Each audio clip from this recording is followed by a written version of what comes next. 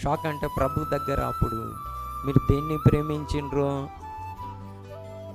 మరి దేంట్లో సమయం గడిపినరు, దేన్ని ఆశించిండ్రు, దేని కొరకు ప్రార్థించిండ్రు, అంత ప్రభు దగ్గర లిస్ట్ ఉంటుంది.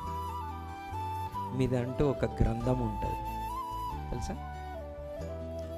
ప్రకటన గ్రంథంలో గ్రంథాలు విప్పబడెను అని ఉంటుంది.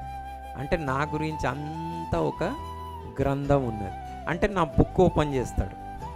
బుక్ ఓపెన్ చేస్తే నేను దేన్ని ప్రేమించినా, దేన్ని ఆశించినా, దేంట్లో ఆనందించిన, దేని కొరకు ప్రార్థించిన, దేంట్లో సమయం గడిపినా,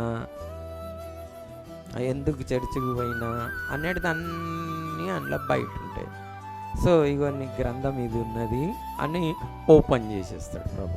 ఓపెన్ చేసుకొని నోరు మూసుకొని మనమే నరకానికి వెళ్ళిపోవాలి. కరెక్ట్ ప్రభు.